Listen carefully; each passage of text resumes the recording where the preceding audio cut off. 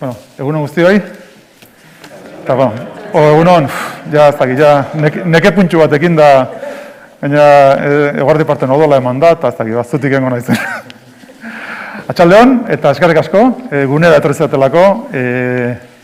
Badakizue hau espazio erabiltzen dugula pixka bat, azkenean eskuartean ditugun erronka batipat etorkizunari begira, behar da bezala gizartearekin da eragileekin eta partekatzeko, eta aproposa da leku bat, eta probesten dugu, behin baina goiagotan. Eta orduan niri tokatzen gaur, sarreratxo bat egitea, eta batipat gero garaziri ematea hitza. Eta esatea baita ere, gaurkoan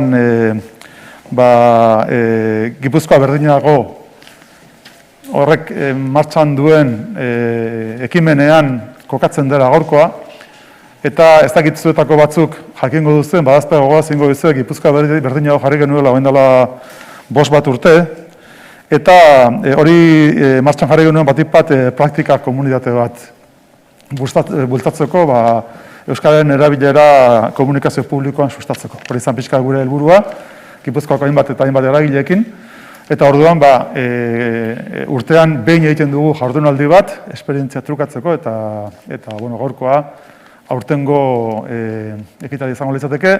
Normalean urte bukaera alde egiten ditugu, eta egia da oso zirkunstantzi berezietan gaudela, baina nola nahi ere gaurkoan nahi genioke jarraipena eman, esaten nuen bezala Gipuzkoa berdinagoren bide horri, ez, gaurkoan. Esan 20 erakundeok osatzen dutela Gipuzkoa berdinago, eta aurtengoan gure helburua zala pixkat komunikazio arloari ematea gaurko protagonismo nagusia. Eta orduan Garazi Goiaren hitzaldia daukagu. Garazik ja 20 urte daramatza gutxera BBC eta Eskain, eta oraindik ere Eskain ez daude, eta hemen daukat jarrita estrategia eta eraldaketa zuzendari zaitugu. Eta beraz, ibilbide opara dauka batipat Britainia Handian, komunikabide punta-puntakoetan, eta esperientzi hori askotan gainera partekatu izan dugu gurekin, eta eskartzen dugu nola ez Garaziri, Goierretara, segurarra, hain zuzen ere.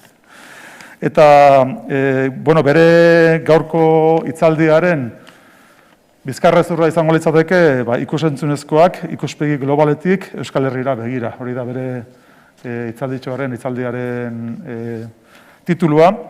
Eta gogoratu, gure partetik bintzet, instituzionalki urtea daramatzagula, Euskararen inguruan alde batetik gizartearen erabilera, hiztunen erabilera sustatzen, eta hori egiten modu berritzailean, bai ikusentzunezkoen arloan, adibidez bideo jarri genuen martxan tabakaleran, ikusentzunezkoa sustatzeko, eta gero baita ere, oraintxe badala laborategia baita ere martxan jarrita daukagu, hor ere erabilera arloan berrikuntza sustatzeko euskalgintzarekin da gizarte osoarekin elkarlanean.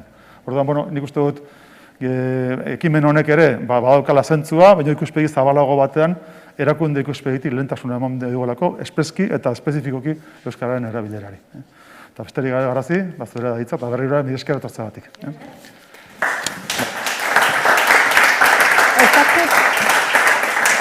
Daukat diapositibena? Kaixo, arratsaldeon. Diapositibanak hartzeaten bitartean, plazer bat hemen egotea, eta plazer bat hainbeste aurpegi ezagun, baita aurrez aurre ikustea. Egoera oso arraro batean bizi gara, eta Helenek esan zidanean, gonbitea luzatu zidanean, ilusio handia sartu nuen. Aurrez aurre egiteko aukera izateatik, bakit gaur jende guztiak ezin duela hemen egon, eta eskrimin bideaz jarraitzen egongo direla. Baina, batez ere ilusioa egin zidan, beti sinistu dudalako perspektiba berriek ekartzeak daukan indarrean. Eta nire ibilbidean hori ikusi dut, ez? Bai aniztasunak eta perspektiba berriek nolako eragina izaten duten. Eta horregatik egin zidan ilusioa. Nik azkenean 20 urte daramatzat Erresuma Batuan, ikusentzunezkoetan lanean, horrela 3 aritan ibili naiz komunean, estrategia, negozio garapena, eta gero aliantzak eta edo partnership edo deitzen diogunak, hori 3etan ibili naiz.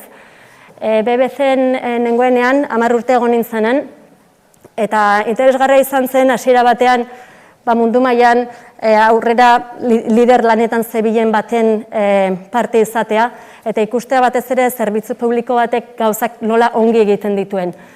Baina gero nire hango pasan nuen denboraren amaiera aldera, tokatu zitzadan ikustea beste mundu mailako beste enpresa erraldoiago batzuek, ze eragin zeukaten BBC-en, eta nola tokatzen zitzaion egoera horretara egokitzera. Eta horretatik asko ikasi nuen. Eta geroago Sky orain 5 urte daramatzat, eta Sky Europa mailan da ikusentzunezko enpresa handiena, 23 milioi bazkidetara iristen da, eta egin ditu bai lan egiteko modu oso inobazio handikoak egin ditu.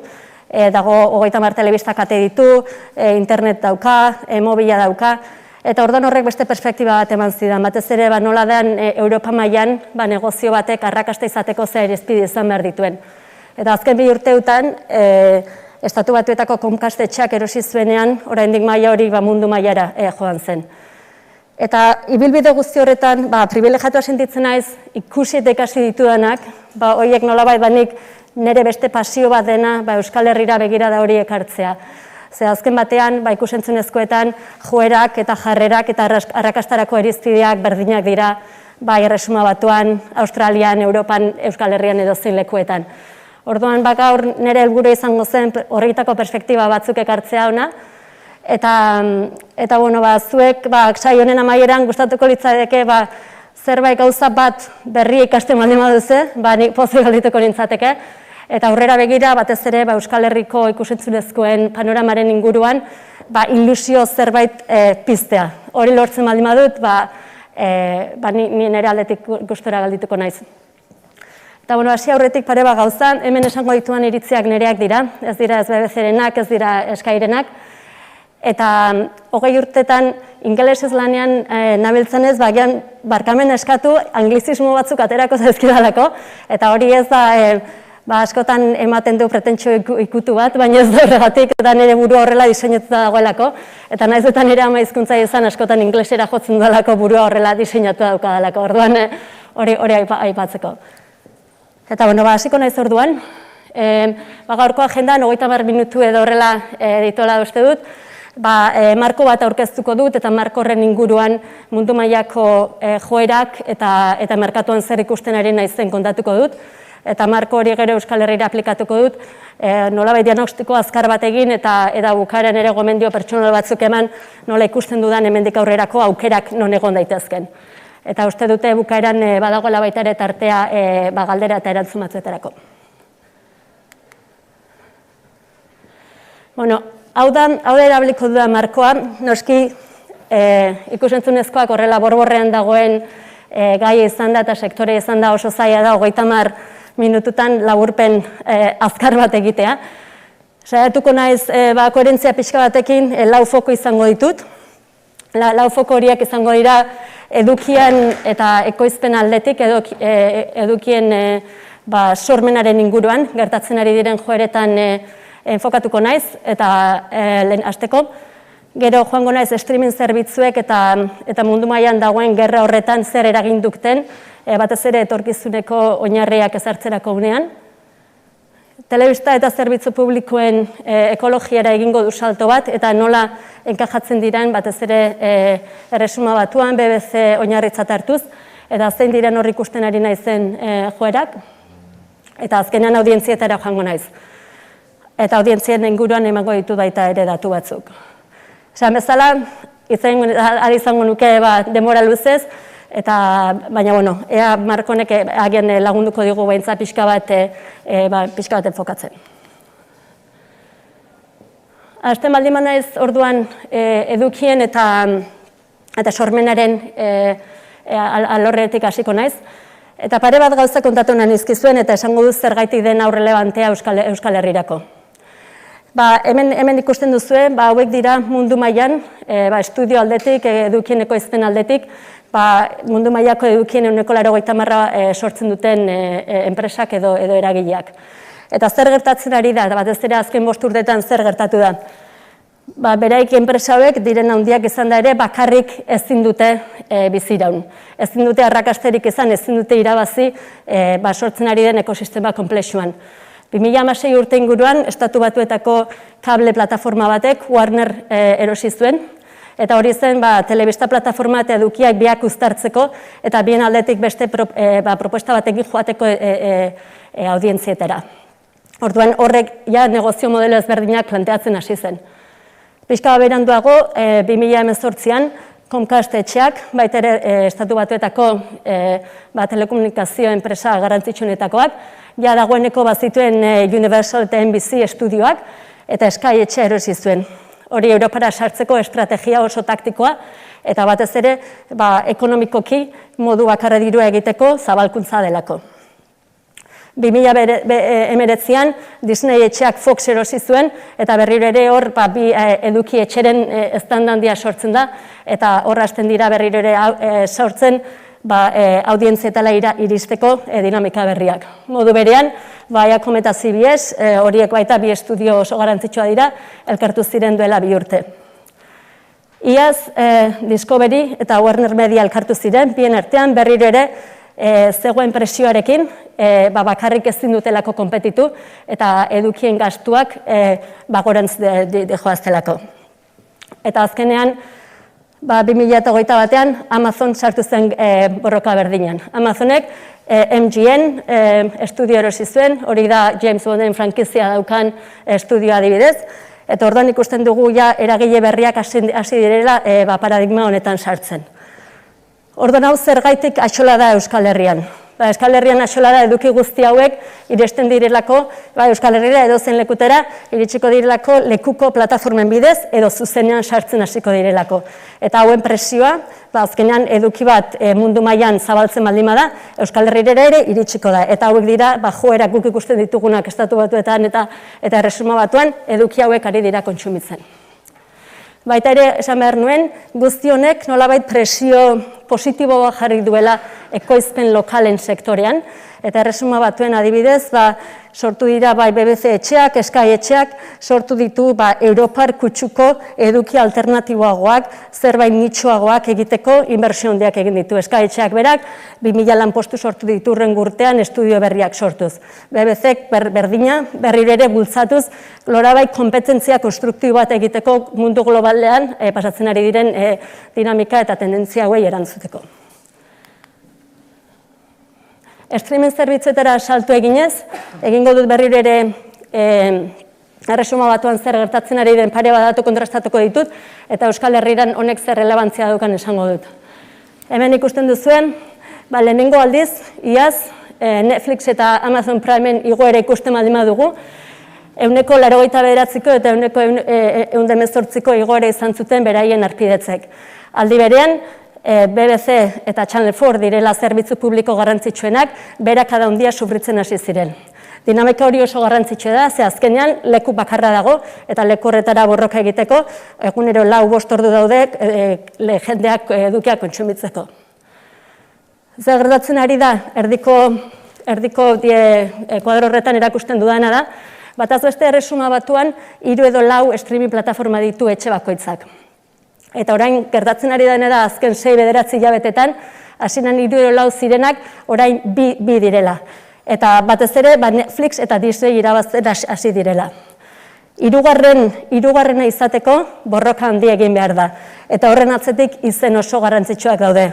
Hor dago Apple, hor dago BritBox, BBC eta ITVren arteko koalizioa, hor dago Discovery. Eta ni neu, azken 2 urtetan, ibili naiz Skyren streaming zerbitzuaren zuzendari bezala, eta borroka hori oso gogorra da. Eta hau zergatik esaten dut, berriro ere joera hauek, Inglaterran agian 2 edo 3 urte aurrera gogoaz, penetrazioaren aldetik, teknologiaren innovazioaren aldetik, baina joera guzti hauek hona datoz. Orduan, hemen Euskal Herrian beste streaming plataforma bat sartu behar baldin da, berriro ere 4 edo 5 ordu ikusten ditu jendeak dauzka telebistaren aurrean egoteko, orduan distribuzio horrek inporta du. Eta hor tarte egitea oso zaila da. Badaude beste plataforma batzuk edo edukiak zabaltzen dituzten enpresa batzuk, baita ere arrakasta izan dutenak nitxoagoak izan da. Adibidez, badago Mubi deitzen den enpresa txiki bat, zine alternatibora hor enfokatzen dena, baina arrakasta izateko modu bakarra izan zen egunero pelikula berri bat hastea.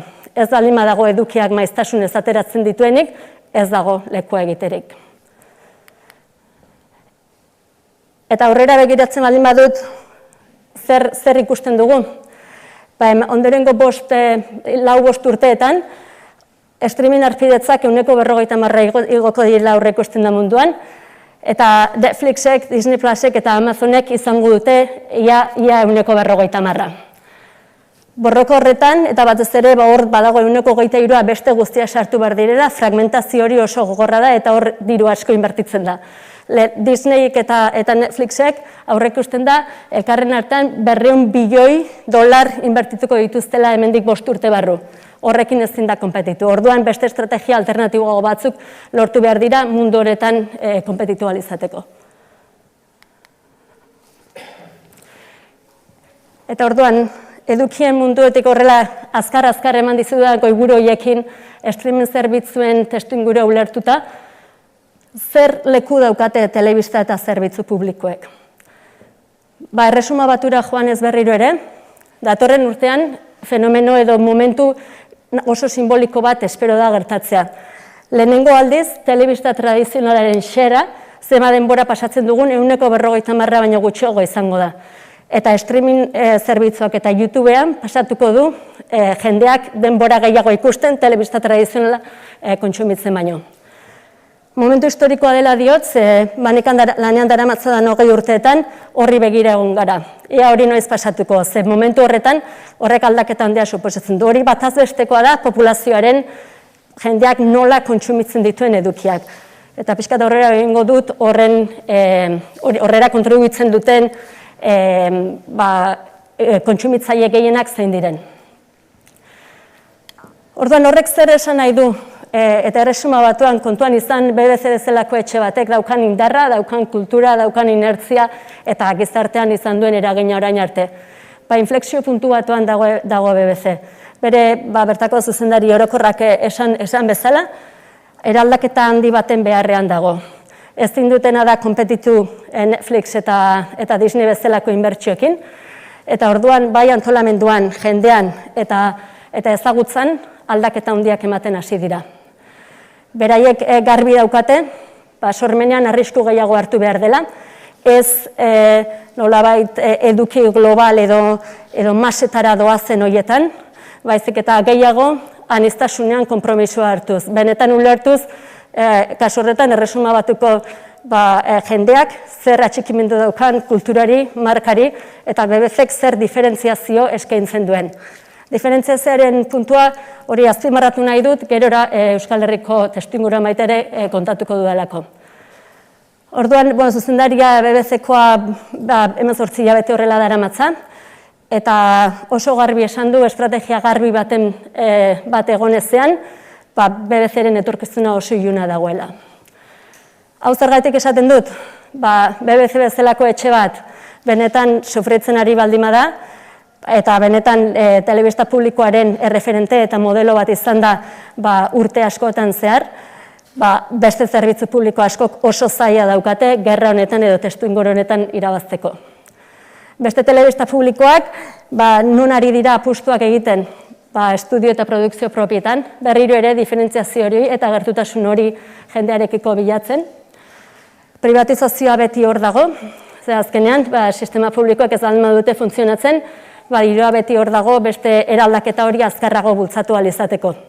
Noski horrek dituen arazo eta horrek hausten dituen beste hainbat gauza positiborekin. Eta baita ere, gobernuaren betebeharra eta finanziazioa borborrean dago. Ez da biablea, orain arte bezalako parametroekin jarraitzea, eta hori momentu honetan, Channel 4, ITV eta BBC-ren artean oso benetan eztabaidan eta mailaren gainean dagoen aspektu bada. Eta orduan, hau zergaitik esaten dut, Euskal Herrian bai zerbitzu publikoak, sistema publikoak daukan indarra eta daukan irismena kontutan izan da, kanpotik gauzak nola egiten ari diren perspektiba hori honek hartzea garrantzitsu iruditzen zait. Erresuma Batuan koalizioak zerbitzu publikoen artean oso indartsuak dira. gauzak nik esango nuke, bai egiteko moduak, pentsatzeko moduak nahiko aurrerakoia direla. Orduan horretan jartzen dute itxaropena. Beraiek ez baldin badute asmatzen, beste lurralde batzuetarako zailagoa izango da, baina hor badago aukera moduan, ikustea ea zertan ari diren, eta ondorengo 18 hilabete, 24 hilabetek zertara eramaten duten, batez ere BBC-ren etorkizunaren definizio horretan zein diren ondorio nagusiak. Eta muinera joanez, eta kontekstu edo testuinguru global honetan zein da ekosistema publikoa honek nola erantzuten dio Netflixen, Disneyren, Amazonen bultzada horri. Hemen aipatzen ditudan puntu hauek, iruditzen daizkit oso pertinentea direla Euskal Herriako baita ere, eta gero aztertuko ditut pixka detaile gehiagorekin, baina lekuko kultura islatu alizatea, horretan erraldoi teknologiko handi horiek horretan ez dakite, eta hori ez da beraien enfokea. Baita ere lehiakortasuna sustatzen dute, azken batean jendeak bilatzen du zerbait ezberdina, eta pixka bat beste molde batuk hautsiko dituena. Eta aniztasunaren kontua. Aniztasunak aspektu asko ditu eta dimentsio asko ditu, baina aniztasun kulturala, identitatearena, hizkuntzarena, hori denak hor barruan daude. Baina aldaketa batzuk ematen ez baldin badira guzti hori ezin da babestu. Erregulazio aldaketa bat beharrezkoa da, politikak aldatu behar dira, eta batez ere orain, eta erresuma batuan diota, batez ere, gobernuak erabakitzen den aurrekontua ez da iraunkorra, eta finantziazio eta diru-iturri berriak sortu behar dira hori bultzatu ahal izateko. Nik uste dut hau bere orokortasunean eta objektiboki begiratuta hauek guztiak aplikatu daitezkela Euskal Herrira modu batean edo bestean. Eta goazen azken puntura, laugarren arlo horretaran, nire markoan aipatzen duena audientziena. Hemen berriro ere analisia handia egin daiteke, baina aspektu batean enfokatuko naiz gaur. 16 eta 34 urtekoen ohituretan, guk oso gertutik jarraitzen ditugu audientzia segmentu hori. Zergaitik, horiek direlako gure etorkizunaren ikusentzunezkoen oinarria jarriko dutenak. Eta grafiko honetan ikusiko duzue, bataz beste, audientzia horiek 5 ordu eta 16 minutu pasatzen dituela egunero ikusentzunezkoa kontsumitzen. Eta zer gertatzen ari da hor, zer dira joerak? Bakarrik telebista tradizionala ikusten 132 da. Lehen populazio horren orokortasunean esan dute 150 iritsiko dela hurrengo urtean. Baina hemen ja 118 gutxiago kontsumitzen dute. Beraz, non ari dira, zein ari dira benefiziatzen audientzia honetan, streaminga, 81 minutu bataz beste pasatzen du egunero hori ikusten, hemen jartzen duen esbo dau. Gero YouTubean, 72 minutu, eta jokoen eta komunitate berriak sortzean batez ere Snapchat, Twitch eta Twitter edo TikToken, horri hasten da beste tendentzia batzuk sortzen. Orduan hau oso garrantzitsua da, batez ere hemendik 10 urtera, populazioa geroz eta gehiago joera hauetan oinarritzen hasten denean, ikusentzunezko sektoreak beste parametro batzuk behar dituelako. Eta orain hasi behar delako definitzen, hemendik 5-10 urtera, nolako ikusentzunezko ekosistema eduki nahi dugun. Eta hori dena badakit informazio asko dela, horrela bote porrentoa nola botatzeko, baina hartu ditzagun orduan kontestu globaleko 4 erronka horiek, eta zer esan nahi du horrek Euskal Herrian. Eta nik beti erabiltzen dut eta gogoko dut Paretoren analogia erabiltzea, eta uste dut Euskal Herriari hori oso egoki tokatzen zaiola alegia.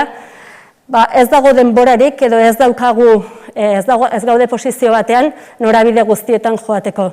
Esfortzua eta inbertsioak egin behar ditugu, 20 gauza horietan eragin handiena edo inpaktu handiena izango dutena. Eta hori gertatzen da hemen.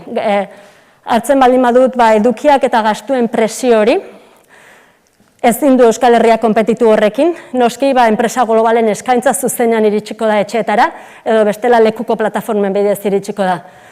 Baina non daukagu 20 aukera hori, lekuko produkzioetan eta inbertsioetan irabazteko estrategia askoz zehatzagoen beharra.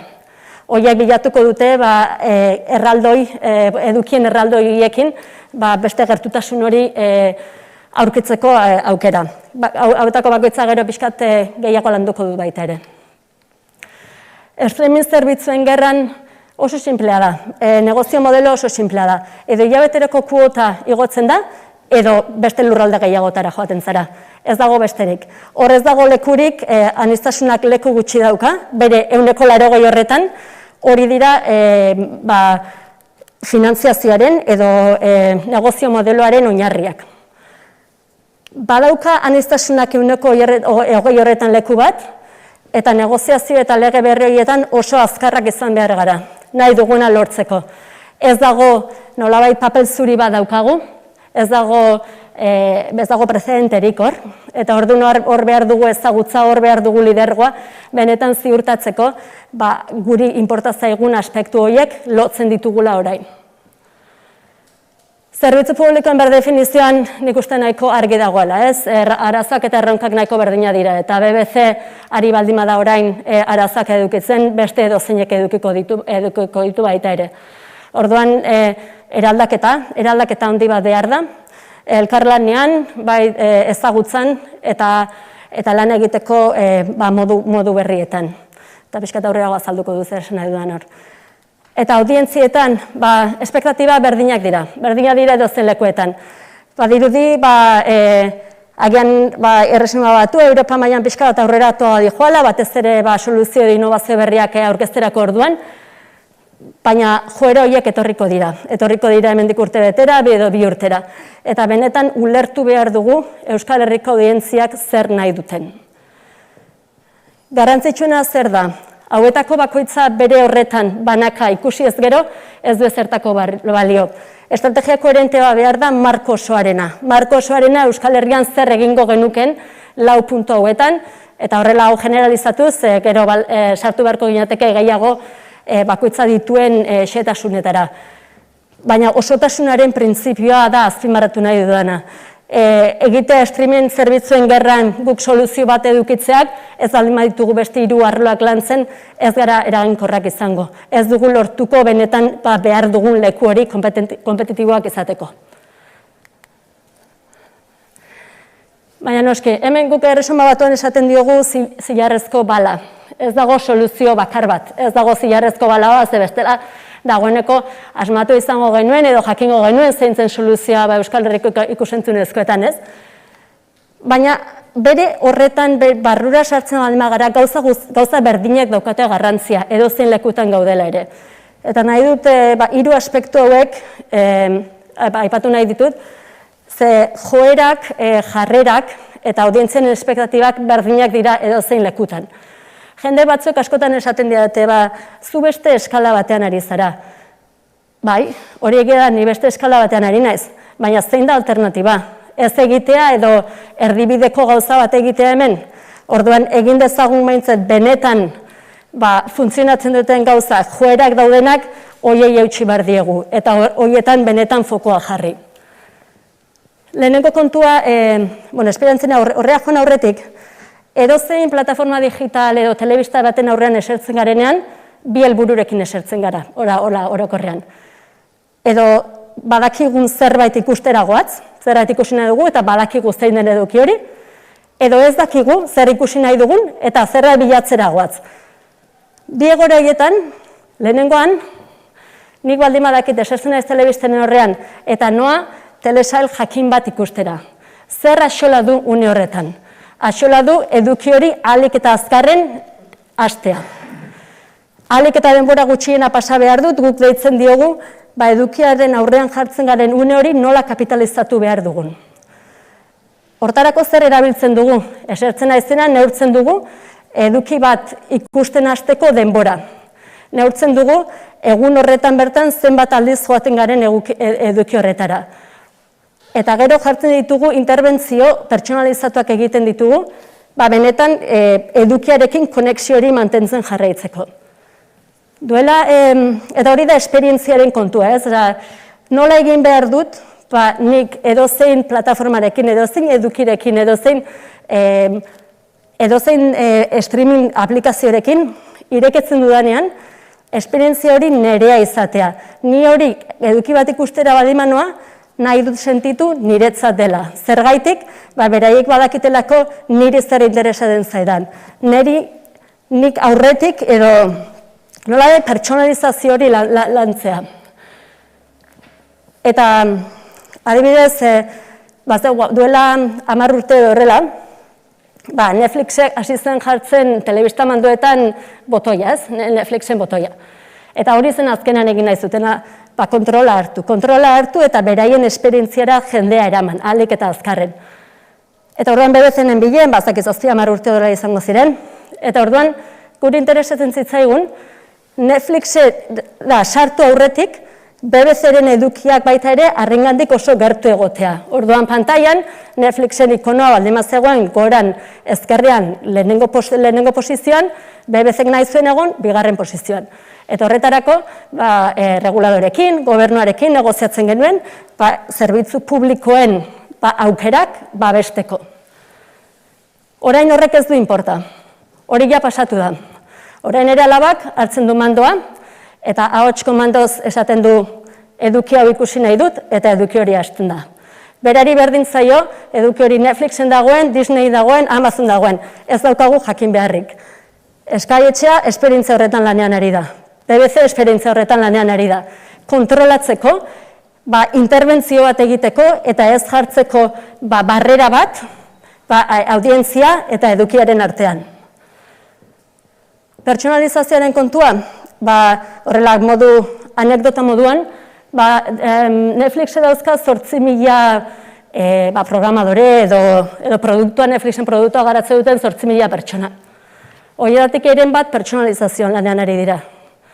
Zergaitik, Netflixera joaten garenean nahi dugulako guretzat den sarrera hori ikusi. Nahi dut, nik ikusi nahi ditudan, edukiek ikusi nahi ditu lehenengo horrian. Nahi dut, Netflixek jakitea niri zer interesatzen zaidan. Ni garazi naizen aldetik ez ikusi dituen edukiengatik bakarrik. Zein diren, zer kukitzen nauen. Zein den, interesatzen zaizkidan gaiak. Eta hortiz doaz tiroak, ez? Eta diferentzia zeren kontuak aipatuko dut. Eta hau ez da nik esan dakoa, hau analista ezagun batek esan zuen. Eta galdera zen, baina hau oso azkar doa, ezin dugu konpetitu gauza guzti hauekin, eta baina nork irabaziko du hemen. Zera, azkenean denok kopiatu dezakegu eta joan gaitezke gutxi gora bera bide berdinetik. Eta beraiek esaten duten erantzuna da, 2. paretaren kontzeptua ateratzen dute. Eta nork irabaziko du, 2. pareta hori zeharkatzea lortzen dutenak. Hori da, audientziak, konexioa eta gertutasuna sentitzea da helburua. Eta hor, nik uste dut Euskal Herrian aukera handia daukagula. Hor dauzkagolako identitatea, hor daukagolako euskara, hor dauzkagolako gure komunitatearen kontua. Baina nola egiten da hori? Eta hor dago gakoa, ez? Nola egiten da hori? Nola egin behar dugu? Hori identitatea euskara gure ohiturak islatzea edozein plataformarekin interakzio batean gaudenean. Eta hor, ni bai ibilina ez horre puntakoa diren enpresetan ez, baina disiplina berriak sortzen ari dira. Azken batean, Netflix bat, edo Twitter bat, edo EITB nahieran denak produktuak dira. Produktu batzu dira, orduan produktuen kudeaketaren disiplinak indar handia dauka. Produktuaren kudeaketa, psikologiarekin nahastuz, datuekin nahastuz, pertsonalizazioarekin nahastuz, horrek mugatzen du negozioaren bidea. Ez da negozio modelo bat sartzen dela, eta ez dagoela produktua edukiak baino garrantzitsua bihurtzen ari da.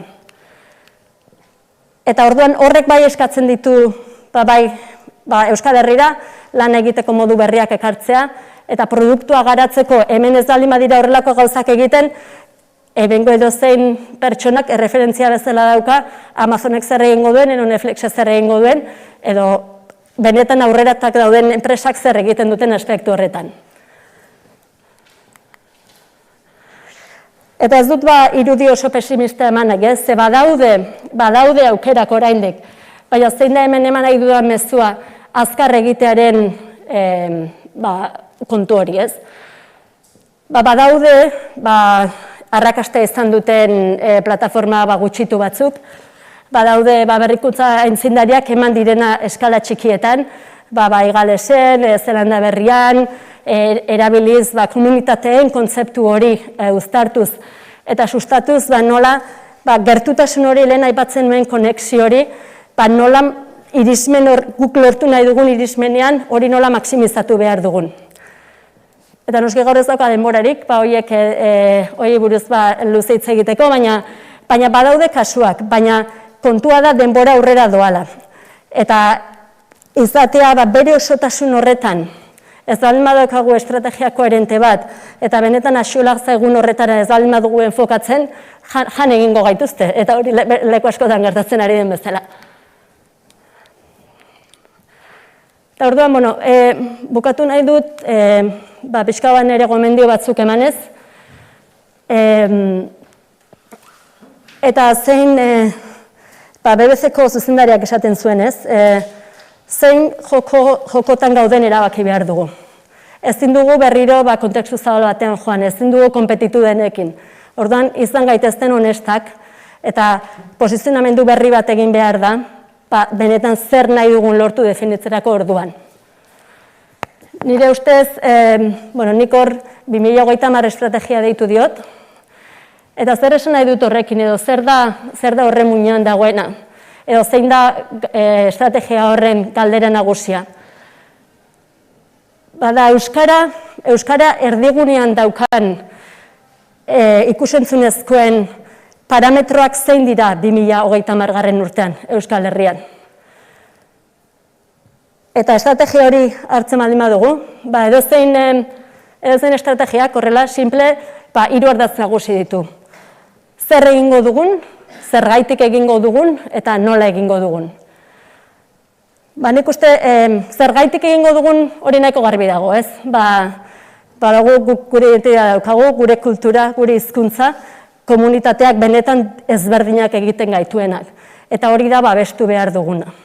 Ez baldin badugu hori babestu nahi, eta ikusentzunezkoek ematen dizkiguten gailu eraginkor bada, irismena luzatzeko, gailu eraginkor bada, belaunaldi ezberdinetara iristeko.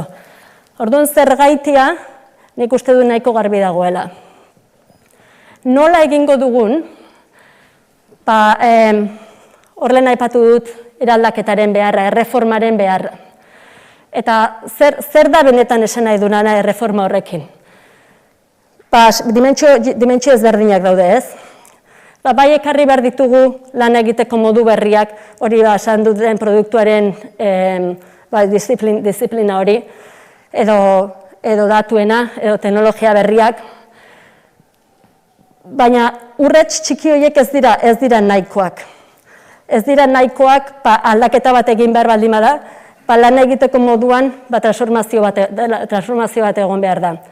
Bai elkarlanean, eta nik hori ikusten dut Erresuma Batuan, eta bere osotasunean ari naiz, ez? Zein da estrategia horretan, hemen zaudeten eragile guztiok bete beharreko papela. Baina ez naka bakoitza bere bide bakarra eginez. Bere osotasunean zer dago komunean, nola lortuko dituzue, jartzen dituzuen helburu horiek. Eta badaude, noski euskara, erdigunean jarrita, azkenean zer definitzea da zaila, zer da benetan, zein izango da 2030 urtean Euskal Herriko ikusentzunezkoen testuinguru optimo bat. Zer da, nola irudikatzen duzu hori? Baina irizpideak definitzean nahiko erreza da, ez? Edo behintzat ambizio maila bat definitzea nahiko erreza da. Zer esan nahi dut horrekin? Adibidez esaten baldin badugu, 2030 urtean 3 plataformak jaso behar dute Euskal audientziaren 60%aren trafikoa. Hori da irizpide bat jarri dezakeguna ambizio bezala. Edo edukien 65% egon behar da, euskeraz egon behar da. Edo zein da, irizpide horietan zer papel betetzen dute azpitituluek, ze papel betetzen du streaming plataforma batek, ze papel betetzen du jokoek, sare sozialek, bere osotasunean, baina neurtuz. neurtuz horietako bakoitzak nola kontribituko duen helburu horietara. Eta gero, nola definituko dugu konexio hori, eta benetan, agian gaur ez dago denborarik askoz zabaltzeko konexioaren kontu hori, ez? Baina adibide bat emateko, nola neurtzen du adibidez gaur egun EITBek euskal audientzarekin lortzen den konexio hori? Ze parametro ere biltzen ditu, zer dira neurriak? Guk eskain, streaming zerbitzuan, 30 parametro erabiltzen ditugu, eta egunero neurtzen ditugu, eta jendea dago, erantzunkizuna daukate, parametro horiek hobetzeko. Zergaitik, horiek direlako, gure inbertsioa zehazten duten arrazoia. Parametro jakin batzuk, esaten baldin badute, konexioa 100% igo dute, orduan inbertsioa alde horretara joaten da. Ez daukagu denborarik, inbertsio egiteko eraginaz daukaten gauzetan. Eta berriro noa Paretoren lege horretara, ez? 120 hori zein dan asmatu behar dugu. Eta noski ez da, eta orain esango duze, baina hori beste eskala batean da. Bai, baina orduan arditzagun 5 parametro. Zein izango dira euskal audientziakin, benetan konexio hori neurtuko duten 5 neurri eraginkorrenak. Eta nola ze eragin izango dute enpresa ezberdinek. Orduan hor iruditzen zait lanketa handia egin behar dela. Baina nola? Baina bere osotasunean hartuz. Ez individualki enpresa bakoitzak hori eginez. Eta orduan azpimarratuko nahi dituzken gauzak hori dira. Neurtu ezin dena ez du balio. Orduan gehiago mentalidade hori aldatzera benetan eragina neurtzera. Elkarlan mota berriak sortzearena. Eta hirugarrenez eraldaketa bat behar dela aspektu batzuetan. Eta bukatuko dut, hori zergaitik, guk ez baldin badugu egiten, guri egingo digutelako. Mila esker.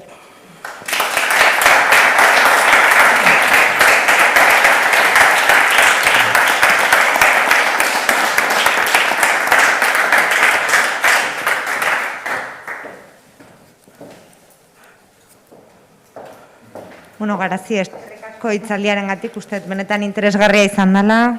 Panorama utzi diguzu oso irikia, nik uste galdera askokin, kezka askokin baita ere, mundu asko eta azkarra aldatzen ari delako, eta guk Euskal Herritik gure txikitasunetik piezak nola mugitu, hor daukagulako erronka handia herri bezala, ez? Ezakit, pentsatzen da galderak egin nahiko dituzuela, aukera paregabea daukagu hemen Garaziren eskutik gogoetarako, eta argi pixkat ikusteko denon artean. Ezakit norra animatzen den? Venga.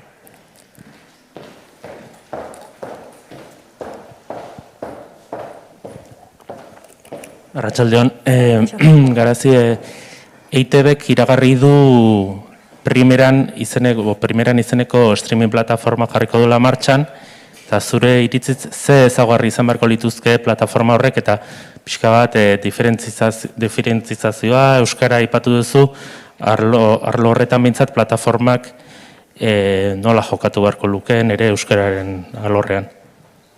Kaixo,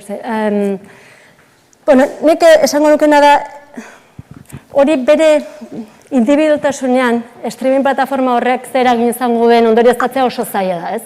Zerik ez dakit ze helburu jarri dituzten, ez dakit adibidez zein den anbizioa, zer garbi dago zenbat egunero, zenbat pertsona joango diren, zenbat pertsonek erabiliko duten hori. Garbi dago nola mugituko duen, nola hobetuko duen euskararen erabilera. Orduan oso zaila da eta berri nora osotasunera, ez? Badirudi logikoki, streaming plataforma bat euskaraz edukitzea, logikoki zentzua dauka, ez? Baina gero, hori ez baldin bada egiten behar den bezala, ez baldin bada egiten, ez baldin bada inbertitzen esperientzian, ez baldin bada inbertitzen edukietan, euskarari ez baldin bada ematen daukan garrantzia edo oraindik daukan garrantzia baino gehiago, gian ez du lortuko espero ziren emaitzak. Orduan, egiteko, benetan erabaki koherente bat hartzeko bere osotasunean, ezin da hori aislatuta ikusi, zer gehiago gertatzen da aldi berean. Streaming plataforma hori dagoen momentu berean, zer egin behar dute, irratikatek zer egin behar dute, edo zer egin behar dute egunkari nagusiek, edo ulertzen duzu, orduan, ez dakit, ustez, ezin dizut erantzun hori hola zehazki,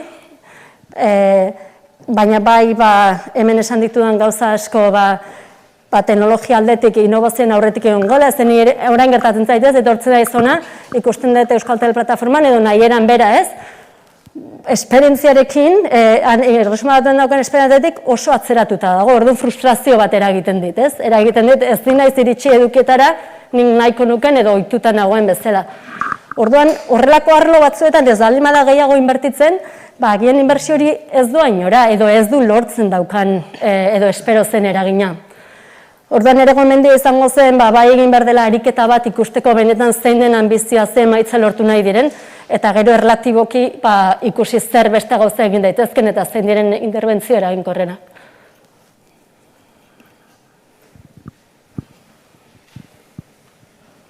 Ez dakit beste galderarik daukagun. Bueno, streamingez jarraitzen ari den Iban Arantzabalek, Goiena eta Tokikomeko Ibanek, galdera hau bidaltzen dizu Garazi. Zelan erabili inteligentzia artifizialak ematen dizkigun aukerak azpitituloetan. Badaukagu zalantza handia. Gure webguneak klik bakarrean eta erraz jarri gazteleraz zein beste hizkuntzetan irakurgai, ikusgai, entzungai, hau da, hizkuntza gutxituok zelan jokatu beharko genuken gai honetan. Ni ez naiz aditua inteligentzia artifiziala, guk inteligentzia artifiziala erabiltzen dugu, sektore askotan erabiltzen dugu, datuen analizian, baina hor esango nuke gu ez garela lehenengoak hori egiten, hizkuntza gutxituak, azpititulak, modu eraginkorrenean azaltzea, hori beste leku batzuetan eginda, ez? Orduan, hori alde batetik dago, nola egin niri horrek ez ninduke kezkatuko, praktikotasunak edo mekanikoagoak diren gauzak lortuko dira. Hor gehiago ikusten dut, indar egin beharra negoziazioetan, politikak eta erregulazioa gure alde jartzen. Beti bestute edukitzeko portzentaia altu bat, eta badakit aurrerapenak eman direla azken aldean, baina hori ez da nahikoa. Hori ez da nahiko, hori egongo da hemendik urte batzutara, beste behar batzuk egongo dira. Testuinguru oso azkardoa, ez? Orduan, Ibanek naben badu hitzen egingo dugu detaile gehiagoarekin ez, baina bi aspektuek prozesuenan nola egiten den hori kopiatu behar da, baina gehiago da nola jarri behar ditugun adituak benetan negoziazio horietan ahalik eta emaitza hoberenak lortzen. Eskerrik asko. Lehenengo eta behin eskerrik asko hitzaldiagatik, gauza asko izan dira, baina bueno, apurka jasotzen. Oraintxe bertan aipatu duzu regulazio falta dagoela, eta hemen esate baterako Bizkaiara eta Gipuzkoan ez daukagu ikusentzunezko komunikazioaren legerik, ez da kontseilurik ere ez. Zelan ikusten duzu? Premiarik ikusten duzu hori ikusentzunezkoak arautzeko, bestelan ere, Madrileko legearen menpe gaude, eta lege hori ere, ez da oso egokia ere.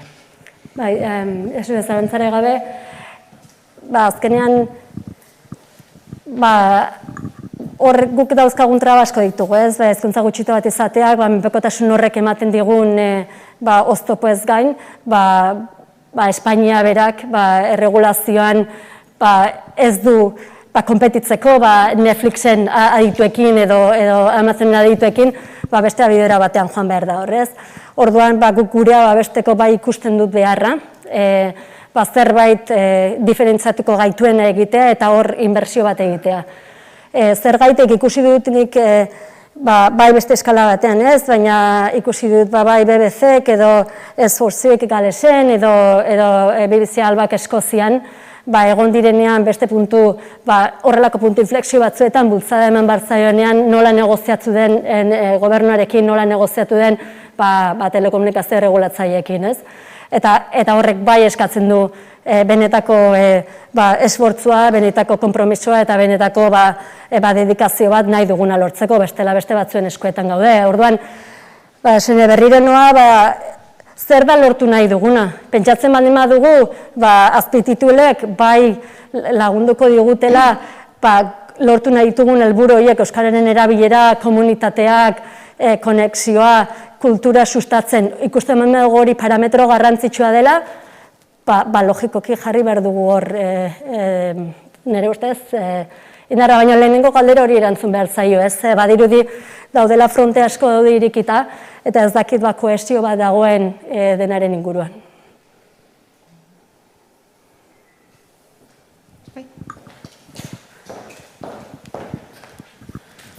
Garazi, nik neukan galdera bat zentratu nahi nuen edukietan.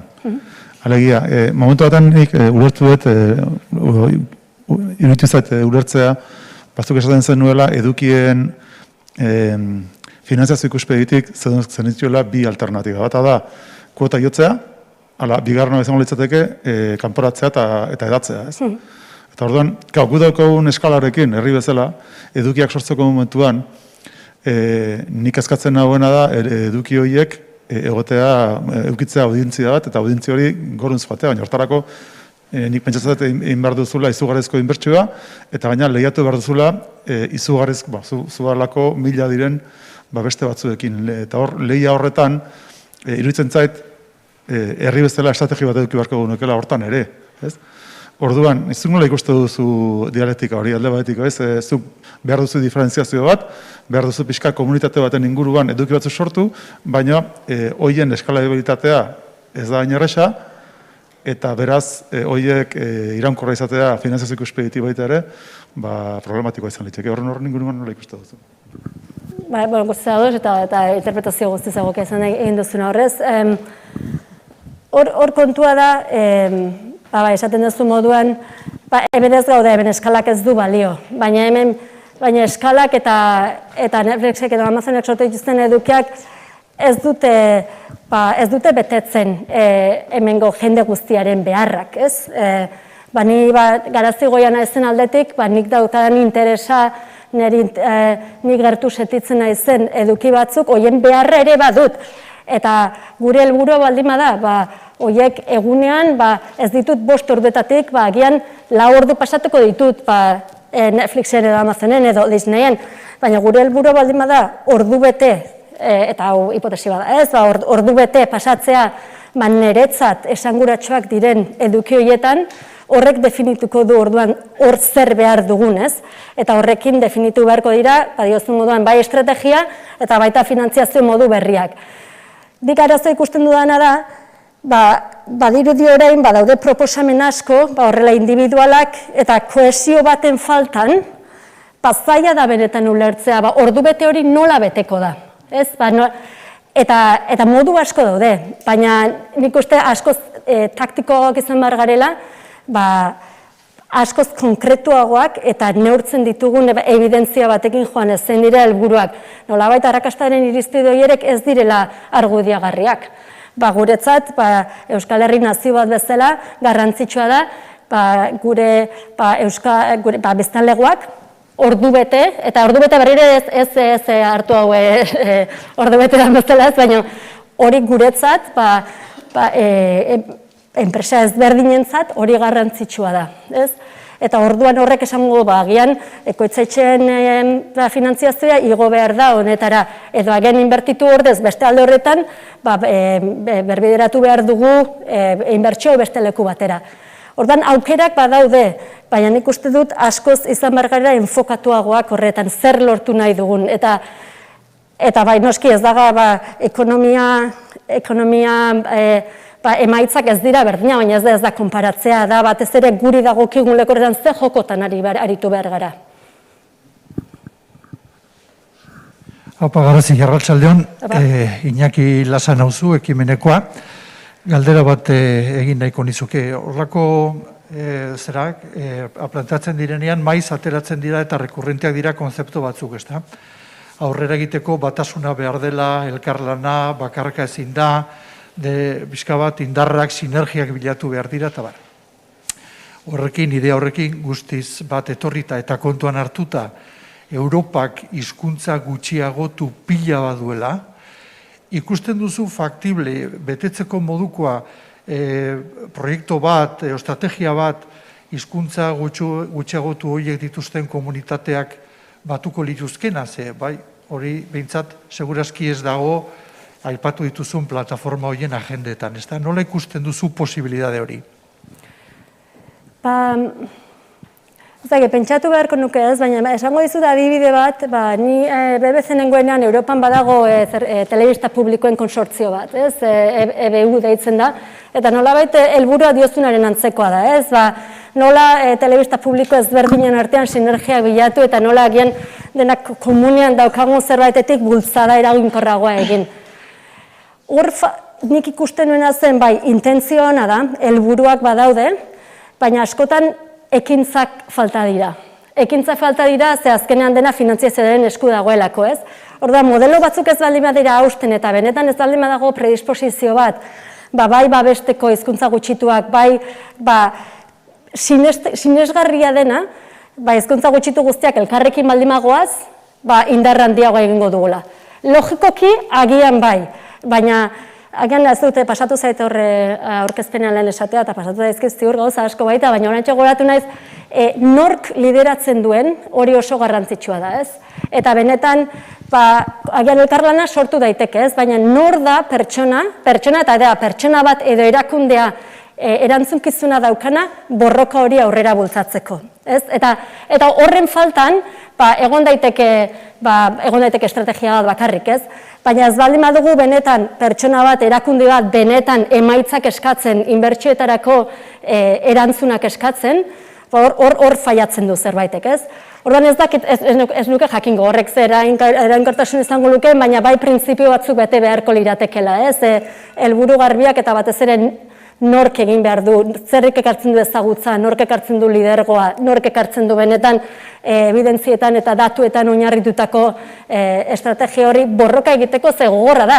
Ni egon naizen lekuan, lehen aipatzen izuen 3. espazio horretan lekua bilatzeko erresuma batuan, hori gogorra da eta guk Premier Leagueko eskubidea dauzkagu. Eta guk dauzkagu milioika eta milioika diru sarrera eduki Europa mailan sariak irabazten dituzten eduki dauzkagu. Eta hala ere zaila da. Orduan, esan nahi zut, ezin degula pentsatu azkenan estrategia papel batean jartzea ez dela nahikoa eta ni horretan hori oso garbi daukat, ekintza, bultzatzea eta lidergo hori ezinbestekoak direla.